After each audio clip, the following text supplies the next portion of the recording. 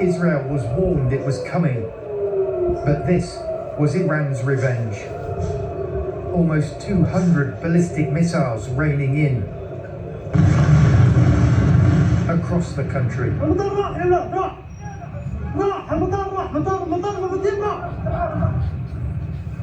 Okay guys, we gotta get off the roof. These are coming down right next to us here. As people ran for shelter, with the Iranian missiles travelling 2,000 kilometres in only around 12 minutes, Israel's defence system was at full stretch.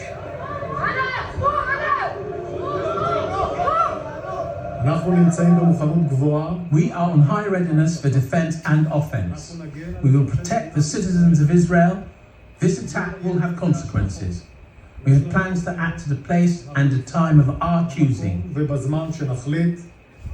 This restaurant in Tel Aviv took a direct hit, and this was a school in central Israel.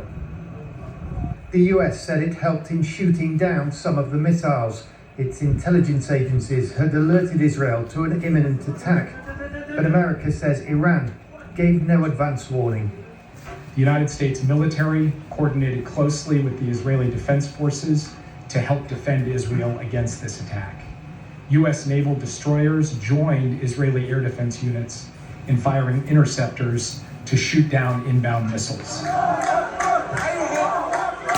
In Gaza tonight, as Iran pounded Israel, there were celebrations, as there were in the Iranian capital too. Iran had vowed vengeance after Israel assassinated Hassan Nasrallah, the leader of the Iranian-backed Lebanese militia Hezbollah, on Friday. And Israel killed the leader of Hamas, Ismail Haniyeh, on Iranian soil back in July. Meanwhile, this evening in Jaffa, near Tel Aviv, just before the missile attack, Israelis were shot dead in what police say was a terrorist attack. For months now, the world's diplomats have tried to stop the year-long war in Gaza from engulfing the region. They've failed, and after tonight's unprecedented Iranian attacks, Israel is expected to hit back hard. John Donison, BBC News, Jerusalem.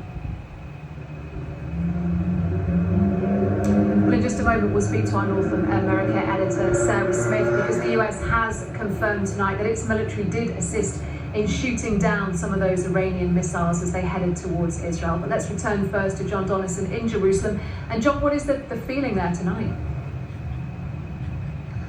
Well, look, we knew that Iran was going to seek vengeance, as it put it, for the assassination of Hassan Nasrallah in Lebanon on Friday, and also for Ismail Haniyeh, the Hamas leader, back in the end of July.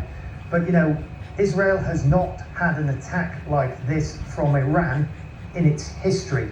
And the mood of defiance there, you heard from Benjamin Netanyahu, suggests that Israel is going to respond with force. It's another incredibly dangerous moment in a conflict now which has lasted almost exactly a year and is spreading across the Middle East. John, thank you. In Jerusalem to New York then, and Sarah Smith. Sarah, what has the US reaction been to this attack tonight? Well, we heard from President Biden a few minutes ago, and he said that the attack had been ineffective and defeated, and that he had instructed the US military to assist in Israel's defense. And as we heard, US naval destroyers fired about a dozen interceptors at those Iranian missiles. President Biden and Vice President Harris watched all this happen from the Situation Room. And Mr. Biden also said, make no mistake, he is fully supportive of Israel's security. He said he hasn't spoken to Prime Minister Netanyahu yet, but that he intends to, and they will discuss the consequences for Iran. And other officials here say it's just too early to start discussing what those consequences might be.